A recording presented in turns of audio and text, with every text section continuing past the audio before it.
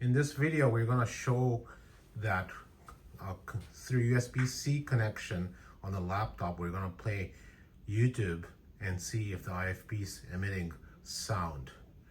Here we go. We connect via USB-C to a laptop.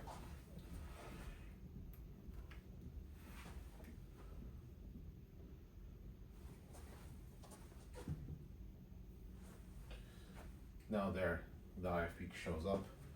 I then can even play it from here.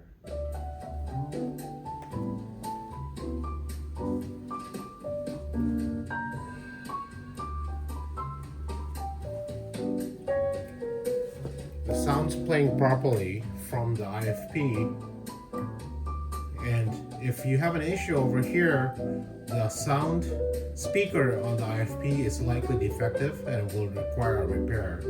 But if it's playing properly, likely issue is the codec on the IFP playing the